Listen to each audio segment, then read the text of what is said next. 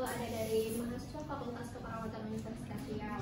Pada hari ini kedatangan mereka ke perusahaan kita adalah untuk mensosialisasikan terkait keselamatan dan kesehatan kerja. Nah, bagaimana untuk para pekerja sekalian, apakah siap untuk menerima materi dari siap ya? Untuk adik-adik nanti mungkin bisa dijelaskan kepada para pekerjanya ya mengenai kesehatan dan keselamatan kerja. Nah, langsung saja saya perkenalkan, mungkin teman-teman sudah tahu nama saya Amatullah Mufida, adik-adik bisa panggil saya Fida. Kebetulan saya di sini sebagai kepala bagian K3 atau kesehatan dan keselamatan kerja dari Kantor Jaya. Ini sebelumnya bisa ibu-ibu dan bapak-bapak kenal, ada Dea Eka Putri, tadi sempat berkenalan dengan saya. Kemudian ada partnernya itu ada Danu Mangipu. Oke, langsung saja kita mulai ya sepertinya ya. Saya langsung serahkan kepada saudara Dea. Terima kasih ya Ibu. Saya mulai ya. Assalamualaikum warahmatullahi wabarakatuh. Waalaikumsalam warahmatullahi wabarakatuh. Baik, seperti yang tadi sudah diperkenalkan oleh Ibu Vida, nama saya Dea Eka Putri dan kakak saya Danu. Hari ini kami akan memberikan sedikit sosialisasi kepada ibu-ibu semua di sini. Ada Ibu Mandor, ada Ibu Kepala K3 dan Bapak Ibu bekerja konstruksi di daerah ini. Nah, jadi mungkin kita langsung mulai aja ya. Di sini kita melakukan sosialisasi ini itu untuk membantu para pekerja. Seperti yang kita tahu kan Bapak dan Ibu di sini itu bekerja di konstruksi. Nah, itu merupakan pekerjaan yang cukup beresiko, ya kan, mengancam nyawa, mengancam jiwa demi membuat sebuah bangunan dan juga sebuah perencanaan yang membantu masyarakat. Jadi di samping mencapai tujuan dari konstruksi akan lebih baik jika kita bisa menjaga keselamatan diri kita dan keselamatan orang di sekitar kita. Nah, mungkin kita mulai aja ya. Pertama dari judul materinya. Di sini judul materinya adalah UKK. Apakah Bapak Ibu ada yang tahu apa itu UKK? Tahu Ya? usaha kesehatan kerja. Usaha kesehatan kerja, benar. UKK adalah kepanjangan dari usaha kesehatan kerja. Tapi di sini mungkin saya jelaskan sedikit definisi lebih lanjutnya apa itu UKK. Jadi UKK itu kepanjangan dari usaha kesehatan kerja, di mana dia merupakan upaya atau usaha penyeimbangan atau penyerasian antara yang namanya kapasitas kerja, beban kerja, dan lingkungan kerja. Jadi diserasikan antara kapasitas ibu-ibu, bapak-bapak sebagai pekerja dengan peralatan yang ada di sekitarnya dan juga lingkungannya. Karena semua ketiga unsur itu harus seimbang agar pekerjaan yang dilakukan itu berjalan dengan stabil. Nah, untuk tujuannya sendiri, apakah ada yang tahu kira-kira kenapa kita perlu menjaga UKK? Belum ada yang tahu ya. Nah, tujuan yang pertama adalah untuk menjaga kesejahteraan kita, baik secara fisik maupun secara mental yang setinggi-tingginya. Siapa itu kitanya? Yang pertama adalah pekerjanya sendiri. Jadi kita sebagai pekerja itu harus menjaga kesehatan kita, nggak cuma kesehatan fisik. Mungkin kita bisa kecelakaan fisik di lingkungan kerja, tapi juga kesehatan mental.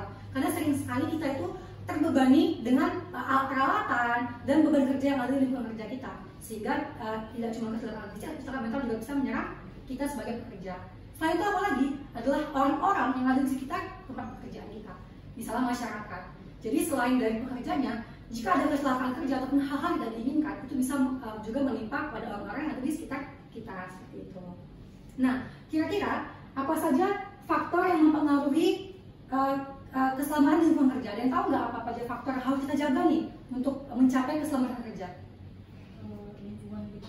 Benar, lingkungan kita. Ada lagi Ibu yang tahu? Belum ada yang tahu ya? Baik, saya jelaskan satu persatu. Ini ada 3 unsur yang tadi kita singgung di awal. Yang pertama itu namanya peralatannya. Jadi peralatan itu adalah salah satu faktor yang harus kita seimbangkan untuk mencapai keselamatan kerja. Apa-apa aja kendala yang mungkin timbul dalam bidang peralatan. Yang pertama namanya kemacetan on-site. Apa itu kemacetan on-site? Kemacetan on-site adalah keadaan ketika peralatan kita mengalami malfungsi di lapangan. Misalnya nih, ibu-ibu mungkin sedang ingin memotong kayu dan kita tidak melakukan pengecekan sebelumnya, dan ternyata setelah lakukan ada malfungsi. Bisa terjadi di pisau dari alat gergajinya itu, gergaji listriknya itu terlepas terkena pada kita. Itu contoh dari kemacetan on-site. Terus yang kedua, itu desain mesinnya yang buruk. Jadi misalnya nih, pernah nggak ibu-ibu menemukan menggunakan gergaji yang pegangannya mungkin sakit ketika dipegang? Ada? Ada ya? Mungkin itu ketika peralatannya tidak diganti secara berkala. Nah, pegangan yang sachet itu kalau kita pegang secara terus-menerus itu pasti akan menimbulkan cedera pada tangan kita. Salah satu bentuk dari kendala di peralatan. Ada juga misalnya panel listrik, permasalahan panel listrik. Kita pasti konstruksi kalau misalnya sifatnya besar menengah ke atas itu jangan menggunakan peralatan yang manual. Pasti ibu-ibu semua, bapak-bapak di sini menggunakan peralatan yang berhubungan dengan listrik supaya mempermudah pekerjaannya. Kalau permasalahan listrik timbul, itu akan berbahaya sekali kepada ibu-ibu dan bapak-bapak yang ada di sini. Kita bisa tersengat listrik, salah satu bentuknya. Kemudian yang kedua yang disampaikan oleh ibu, siapa tadi namanya bu? Nata. Ibu Nata, lingkungan kerja. Lingkungan kerja itu adalah unsur kedua yang harus kita seimbangkan. Apa contoh dari bahaya lingkungan kerja? Yang pertama itu tracknya berbahaya. Mungkin di situ ada banyak kabel-kabel yang bisa tersandung, yang bisa menjadi salah satu pemicu kita mengalami kecelakaan. Ya. Atau mungkin kita bekerja di ketinggian tanpa alat pengaman, itu juga bisa berbahaya kepada para pekerja. Yang kedua itu kita kurang kenal, kita kurang disosialisasikan dengan lingkungan kerja kita. Kita tidak tahu medan apa yang kita hadapi di depan. Salah satu bentuk dari masalah di lingkungan. Yang ketiga, kurangnya rambu-rambu pekerjaan.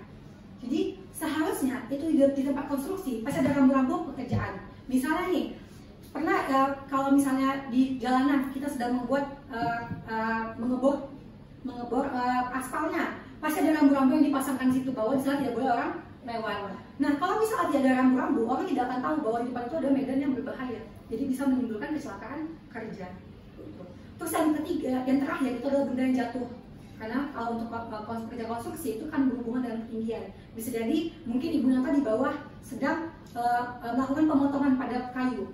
Nah, Ibu Mandor mungkin di atas nih sedang mentransportasi dari peralatan-peralatan menggunakan katrol. Nah, itu bisa terjatuh kena kepada Ibu Nata jika kita tidak mengenal dengan lingkungan kita. Itu bentuk dari lingkungan. Nah, sedangkan yang terakhir itu keseimbangan dari manusianya sendiri. Jadi selain dari peralatan dan juga lingkungan, kita harus sebagai manusia, kita tuh merupakan salah satu unsur yang harus disempurnakan terlebih dahulu untuk mencapai yang namanya keselamatan kerja. Apa maksudnya? Yang pertama, jangan sampai pekerjaannya itu kurang pengetahuan tentang K3. Mungkin nih, ada kalau di konstruksi ini kan ada Ibu Fida ya sebagai kepala K3 dan itu bisa diindikasikan sebagai salah satu bentuk bahwa pelatihan di sini itu udah ada dan mungkin tinggal disempurnakan dan diterapkan saja. Nah, itu bentuknya. Sedangkan kalau misalnya ada nih pekerja-pekerja konstruksi yang dia tidak mendapatkan pengetahuan tentang K3, itu mereka kan sangat berbahaya dan sangat beresiko untuk mengalami kecelakaan kerja. Kemudian kurang profesional juga. Mungkin kita sudah mendapatkan materi tentang K3. Kita tahu bahwa ada peralatan-peralatan yang harus dijaga, ada hal-hal yang harus digunakan untuk menjaga keselamatan kita. Tapi kita tidak bersifat profesional, kita mengabaikan hal-hal tersebut. Nah, itu bisa mengakibatkan kecelakaan kerja juga. Atau yang terakhir nih, yang paling sering, kita sudah tahu ada medan yang berbahaya atau peralatan yang berbahaya.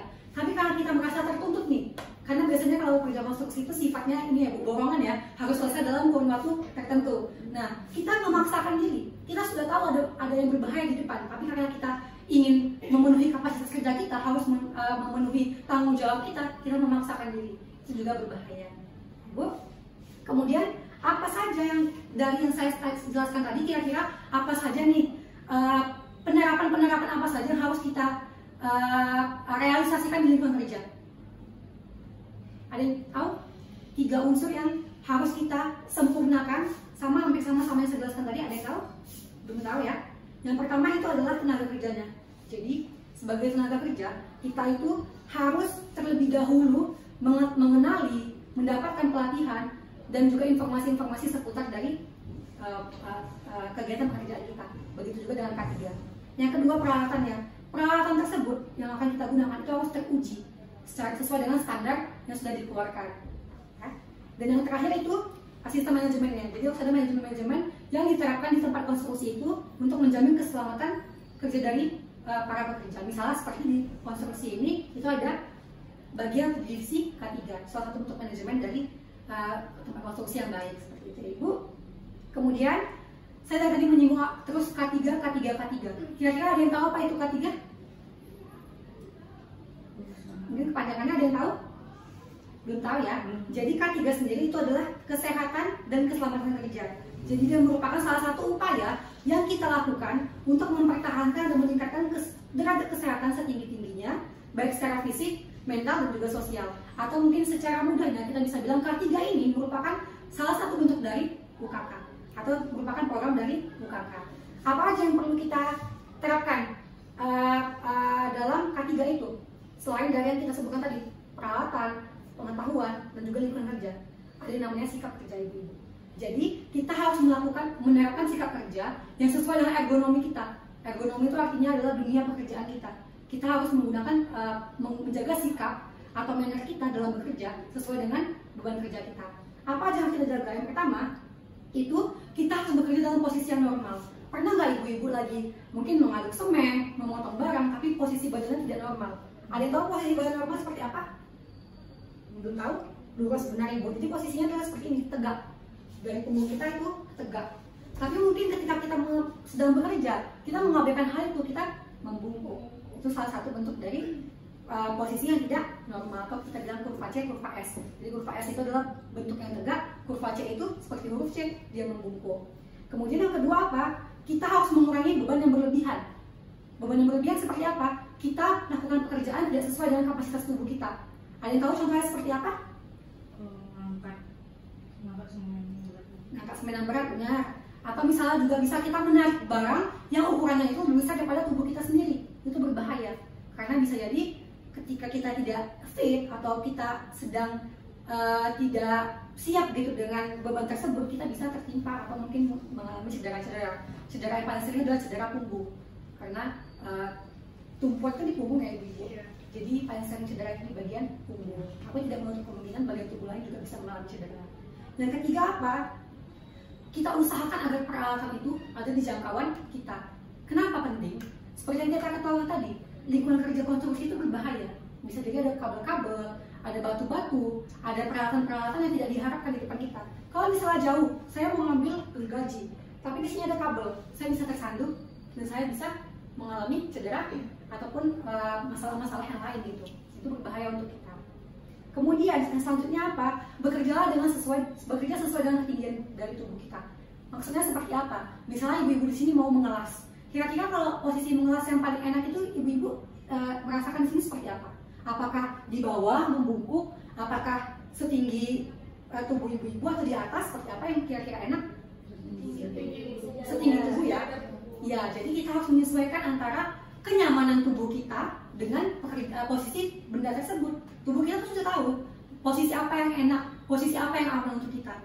Ketika kita mengelas, membungkuk, terasa tidak nyaman, itu tuh merupakan sign dari tubuh kita bahwa itu berbahaya. Jadi sebaiknya lakukanlah posisi-posisi yang nyaman atau sesuai dengan tinggi tubuh kita, seperti itu. Kemudian yang selanjutnya adalah mengurangi gerakan yang berulang atau gerakan yang statis. Karena apa? Gerakan yang statis itu bisa membuat kita cedera. Pernah nggak ibu-ibu mungkin sedang menggergaji barang itu kan terus ya gerakannya seperti ini, terus tiba-tiba kram, ya kan? Itu merupakan salah satu bentuk dari cedera yang mungkin timbul jika kita melakukan gerakan statis secara terus-menerus. Apa usaha kita yang bisa kita lakukan?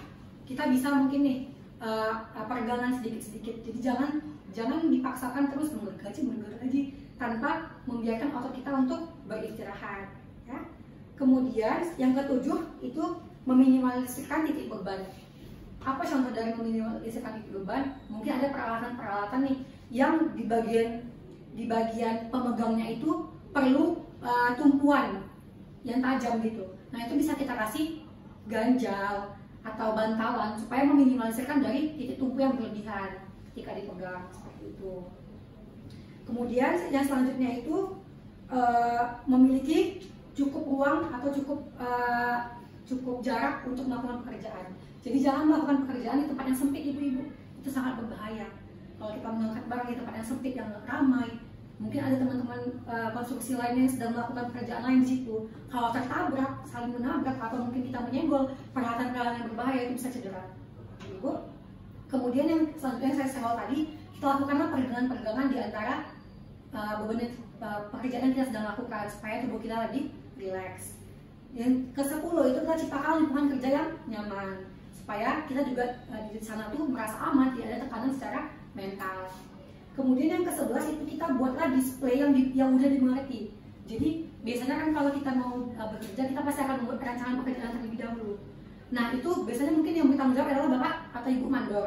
Nah sebaiknya display pekerjaan itu dibuat agar bisa dimengerti oleh semua pekerja. Jadi ketika bekerja, oh seperti ini yang harus saya lakukan prosedurnya, seperti ini keselamatan kerja yang harus saya lakukan. Nah itu penting untuk kita jaga. Dan yang terakhir, itu kurangilah stres dengan cara meningkatkan organisasi kerja.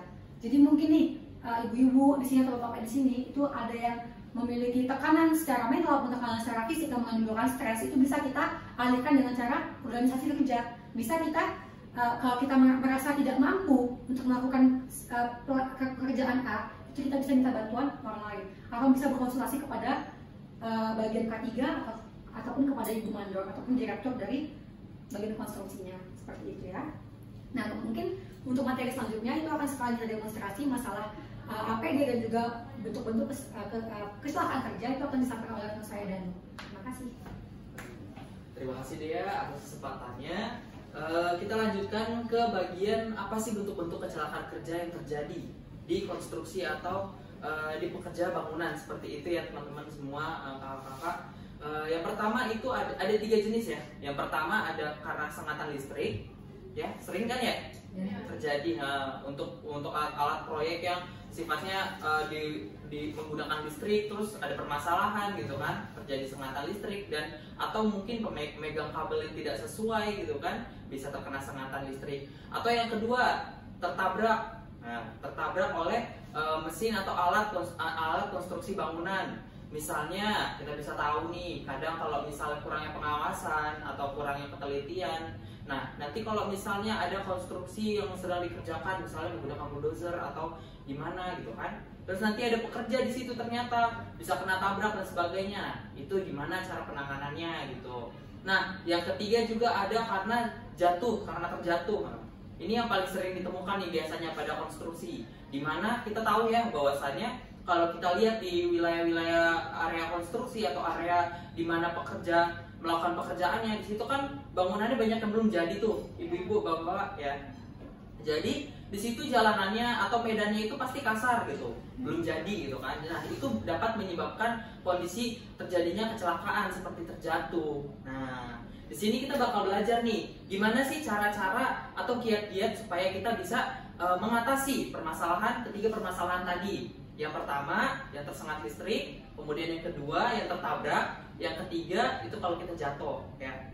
Yang pertama kalau tersengat listrik nih, kalau misalnya kita ketemu teman kita kena sengatan listrik gitu kan, kondisinya parah nih, tersengat listrik, terkapar gitu ya. Hal pertama yang harus kita lakukan adalah tentu kita harus mematikan sumber listrik yang menyebabkan kecelakaan tersebut. Nah, gimana cara kita mematikan sumber listrik yang menyebabkan kecelakaan tersebut? Tentu tidak sembarangan ya, karena kita kan sudah lihat, sudah ada korbannya nih, berarti ada permasalahan di sistem listriknya.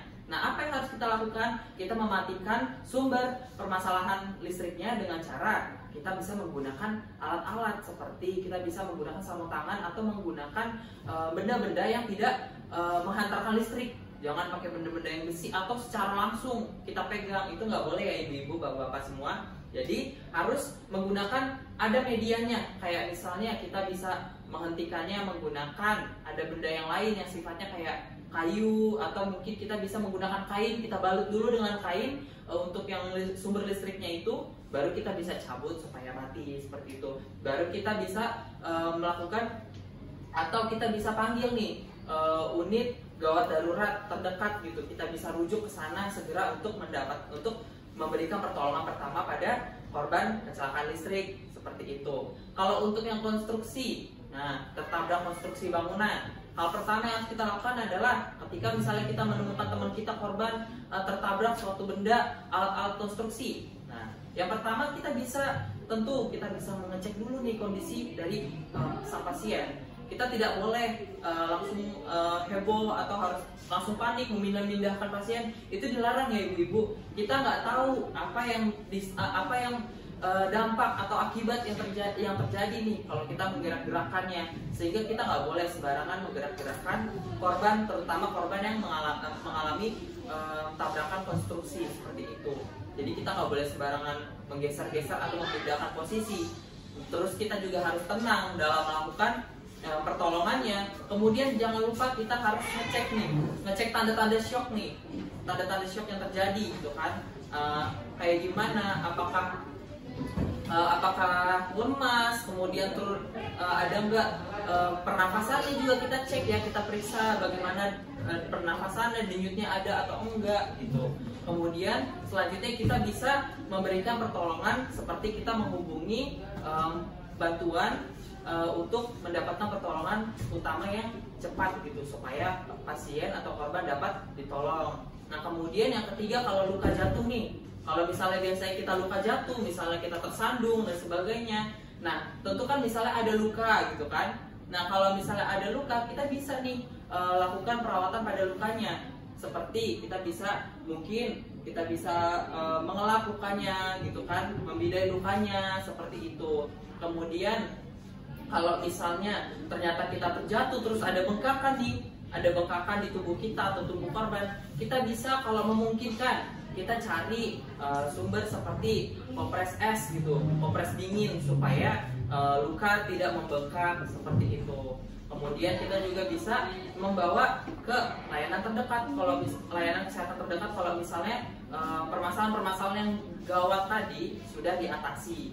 Seperti itu ya ibu-ibu semua. Nah selanjutnya kita belajar nih mengenai, tadi kan udah disinggung ya sama Kak Dea, bahwasannya perlu kita menggunakan alat pelindung diri untuk melindungi kita saat kita bekerja di konstruksi ini. Nah apa sih alat pelindung diri yang biasa digunakan?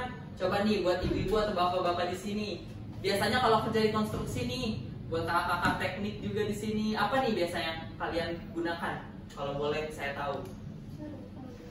Sarung tangan yang paling sering ya. Kalau boleh saya tahu, kakak kerja di bagian mana kak? Angkat-angkat, mindahin barang konstruksi ya. Oke, ada lagi?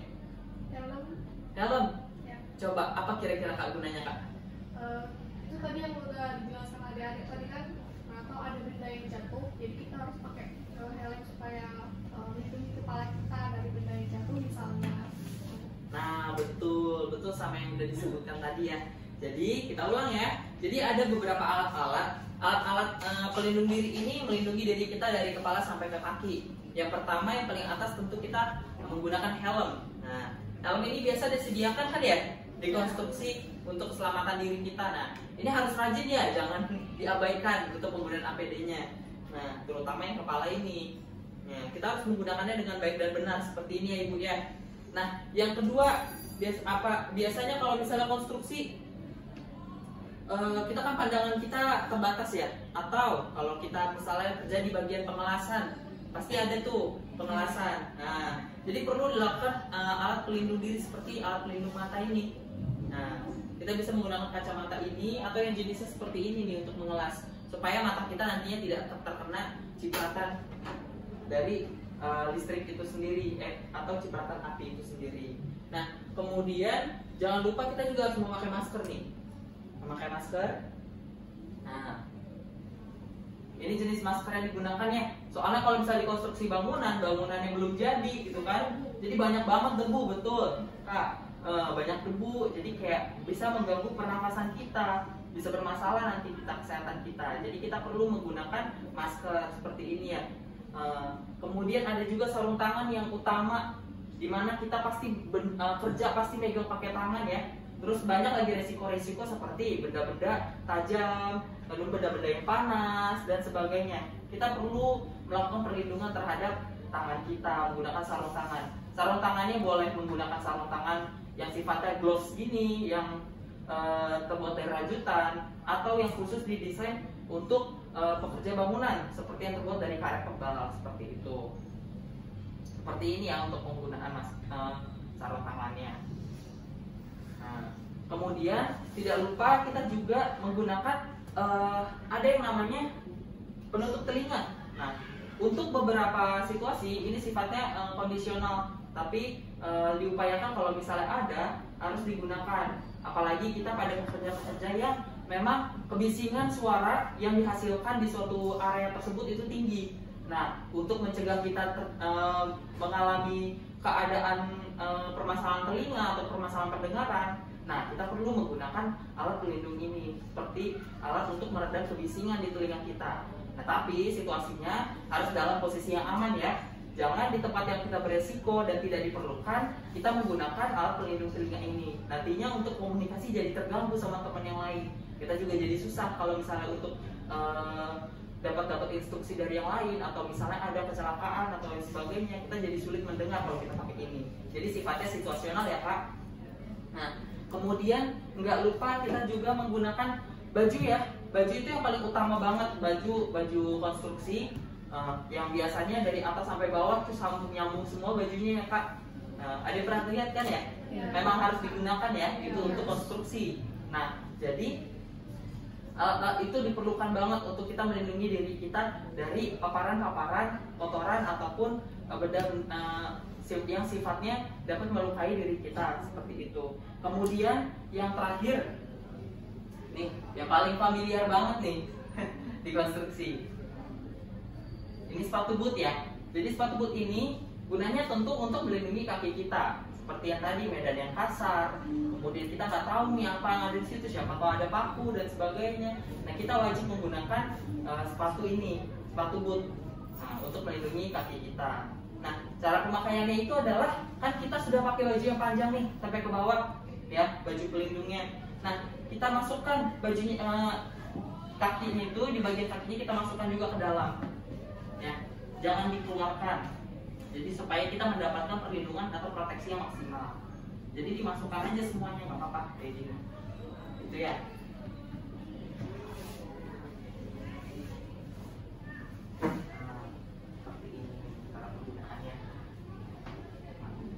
Coba yuk kita ulangin satu-satu apa aja sih yang kita harus gunakan APD-nya.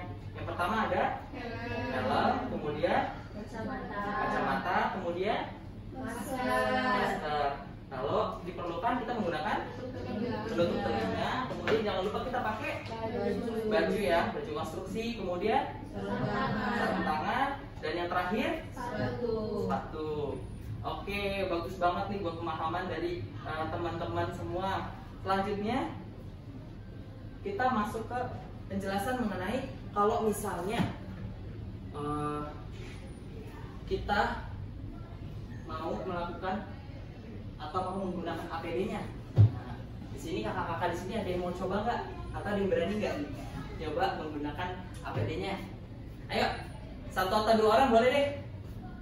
Katanya udah biasa menggunakan APD di tempat kerja. Nah, di sini kita mau lihat nih, coba gimana kakak paham nggak? Bagaimana untuk melindungi diri kita? Coba, ayo, mau ditunjuk atau mau mengajukan diri? Ada yang mau coba? Oh, Kak Afifah nih kayaknya mau nih. Ayo Kak, dipersilakan.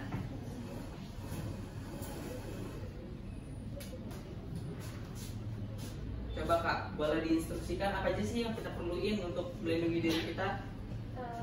Yang pertama kita pakai celana, kepala, habis itu bisa kita pakai kacamata, terus bisa juga kita pakai masker, habis itu penutup telinga jika diperlukan, terus bisa kita pakai sarung tangan buat melindungi mungkin dari benda-benda membahayakan seperti kaca yang bisa membuat luka. Habis itu bisa juga kita pakai baju konstruksi dan juga kita pakai sepatu. Oke, betul ya. Nah, kalau misalnya dari Kak Afifah sendiri nih, kakak sebagai pekerja konstruksi, menurut kakak sepenting apa sih penggunaan dari APD ini? Dan kakak kira-kira menerapkan nggak sih selama ini gitu? Penting banget, itu memang harus kita pakai ya tentunya untuk melindungi diri kita biar nggak ada terjadinya kecelakaan kerja gitu. Kalau untuk yang biasanya dipakai ya tentu ada seperti sarung tangan, sarung masker gitu. Seperti itu ya. Iya, oke. Boleh Kak kembali. Betul ya, kita perlu banget, harus wajib kita menggunakan APD ini. Dimana sayang sekali, tapi di sini kita sering banget melihat bahwasannya banyak kasus-kasus di mana konstruksi itu banyak kerja bangunan konstruksi yang mengabaikan penggunaan APD ini. gitu. Padahal penting banget gitu kan. Jadi kalau kita sering-sering dengar nih ada korban misalnya, terus pernah nggak teman-teman dengar kayak isunya kayak iya itu tumbal proyek gitu. Pernah dengar nggak teman-teman, kakak-kakak? Pernah ya? Nah itu sebenarnya bukan sesuatu yang bisa dipercaya sepenuhnya, dimana itu karena ada juga kelalaian dari kitanya sendiri yang nggak bisa menjaga diri kita dari kecelakaan-kecelakaan di tempat kerja itu sendiri. Jadi makanya penting alat pelindung diri untuk melindungi diri kita dari kecelakaan-kecelakaan tersebut. Baik, itu saja yang bisa saya sampaikan. Saya kembalikan ke Kak Dea. Oke, terima kasih kepada Danu yang sudah menjelaskan tentang APD dan juga cara menangani kecelakaan kerja. Mungkin di sini Ibu semua bisa baca ya Ibu. Saya ada bawa beberapa media yang memuat tentang kecelakaan kerja. Nah ini mungkin bisa dibantu untuk reminder ke diri kita bahwa bahaya kerja itu adalah nyata dan boleh mungkin disosialisasikan atau disampaikan kepada teman-teman yang lain. Mungkin satu lagi yang penting juga yang belum sempat kita bahas dari tadi adalah tentang bagaimana standar P3K. Jadi untuk P3K minimal itu kita harus mempunyai peralatan-peralatan yang ada di depan saya ini. Seperti yang pertama kita perlu ini adalah Rivanol atau alat untuk mencuci luka kalau tidak ada luka. Kemudian ada betadine, ada ini kas perban dengan elastis. Kalau mungkin ada teman-teman yang tadi seperti yang saya sampaikan ada yang mengalami patah dan kita tidak tahu nih bagaimana cara penanganan lebih lanjutnya. Maka lebih baik bahwa kita bidai terlebih dahulu menggunakan kayu dan kita kaitkan menggunakan perban elastis ini. Kemudian ada kasa steril dan atau kasa biasa juga boleh dan juga kapas. Nah mungkin untuk satu lagi kalau tadi kan aku sampaikan itu kan adalah perawatan lebih lanjut tentang kecelakaan kerja itu lebih banyak dilakukan oleh tenaga medis ya kan. Tapi mungkin ada satu nih yang harus ibu-ibu pahami dan kuasai dalam menindaklanjuti kecelakaan kerja, yaitu perawatan luka. Perawatan luka ya, kalau kita luka kecil dan kira-kira masih bisa kita atasi. Nah itu nggak boleh kita sepelekan, kita harus melakukan perawatan luka pada luka tersebut. Apa yang harus dilakukan? Yang pertama kita harus hentikan dulu pendarahannya. Bagaimana cara hentikan pendarahannya? Mungkin boleh ambil kasa, kita tekan lukanya atau dibantu oleh rekan kita. Ya? Kalau misalnya udah berhenti darahnya, bahwa kita bersihkan lukanya seperti yang disampaikan tadi. Boleh menggunakan Rivanol atau air mengalir.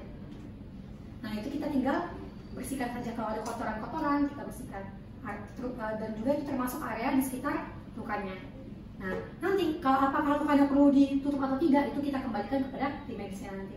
Bagaimana arahannya? Mungkin itu untuk perawatan luka yang dasar. Nah, kita semua pahami. Nah, mungkin jadi ya Pak dari materinya. Mungkin untuk ibu-ibu semua ada yang mau bertanya sebelum kita tutup acaranya. Saya ingin bertanya. Ya boleh. Sebelumnya saya berterima kasih dulu untuk adik-adik mahasiswa yang datang ke sini kasih kami istilahnya pengetahuan baru tentang gimana keselamatan di tempat kerja. Nah yang saya tanyakan itu tadi kan ada dijelaskan tentang kalau membawa barang itu tidak boleh melebihi kapasitas tubuh gitu ya. Tapi kan sama-sama kita ketahui konstruksi itu barang itu besar. Jadi dan itu pun harus memang dibawa gitu biar bisa digunakan waktu kerja. Nah gimana sih caranya kan supaya aman gitu. Di samping kami tuh harus bawa barang itu, tetapi sesuai dengan aturannya tadi biar selamat itu jangan melebihi dari kapasitas tubuh. Nah itu gimana cara mengatasi atau solusinya dari adik-adik mungkin? Baik, terima kasih ya kepada Ibu Mandor yang sudah bertanya. Jadi pertanyaannya adalah jika kita punya beban kerja di konstruksi yang besar, tapi kita tidak boleh di peraturannya itu di standarnya kita nggak boleh memikul beban kerja yang berlebihan. Jadi bagaimana cara kita mengatasinya? Nah yang pertama itu kita bisa menggunakan peralatan-peralatan itu. Seperti sekarang itu mungkin udah ada kayak katrol yang bisa mempermudah pekerjaan kita. Jadi kalau misalnya nih ada semen yang harus dibawa ke lantai atas, kan masih ada tuh ibu-ibu atau bapak yang masih memikul secara manual naik tangga, itu kan berbahaya. Nah kita bisa gunakan katrol untuk membantu perpindahan dari yang sifatnya vertikal dari atas ke bawah atau dari bawah ke atas dulu, seperti itu. Atau mungkin kalau yang sifatnya tidak vertikal seperti apa, mau memindahkan dari satu tempat ke tempat yang lainnya, kita bisa menggunakan kayak gerobak kita apa namanya ibu, angkung ya kalau nggak salah. Nah itu kita bisa gunakan kalau masih dalam kapasitas tubuh kita. Tapi kalau misalnya bangunan terlalu besar seperti apa, Kalau bisa ada peralatan-peralatan kayak transportasi, mungkin ada mobil pickup, itu bisa kita gunakan. Tapi kalau tidak ada, boleh kita akal secara manual, tapi tidak sendiri Ibu. Kita minta bantuan kepada rekan-rekan kita. Seperti itu ya Ibu. Kalau bisa dipahami? Saya. Mungkin itu aja ya Kak. Pengarahan dari kami. Kami berterima kasih kepada ibu-ibu semua yang sudah mendengarkan dengan konsentrasi dan juga antusias. Nanti evaluasinya juga sudah kita lakukan berbarengan dengan penjelasan. Dan saya rasa dari pertanyaan Ibu Desi, jawaban dari Ibu Afifah, Ibu Nata itu sudah mengindikasikan bahwa ibu-ibu semua itu sudah paham dengan materinya. Nanti kita akan berikan juga materinya kepada Ibu Fida supaya tetap bisa diberikan kepada ibu-ibu yang lain. Nah, di sini kami berterima kasih. Mohon maaf apabila ada kesalahan. Assalamualaikum warahmatullahi wabarakatuh. Waalaikumsalam warahmatullahi wabarakatuh. Baiklah ya teman-teman, itu tadi penyampaian penjelasan mengenai kesehatan keselamatan kerja terutama kita pada yang bekerja di konstruksi bangunan ya. Mungkin teman-teman ada yang ingin bertanya, bapak-bapak, ibu atau ibu? Ada lagi ya? Baiklah, kalau begitu kita akhiri saja. Saya ucapkan terima kasih banyak ya untuk adik-adik dari Undri yang sudah menjelaskan dan membantu kami mengenal bagaimana kesehatan dan keselamatan kerja. Mungkin itu saja kita akhiri acara kita pada hari ini. Saya akhiri wabillahi taufiq wal hidayah. Assalamualaikum warahmatullahi wabarakatuh. Waalaikumsalam warahmatullahi wabarakatuh.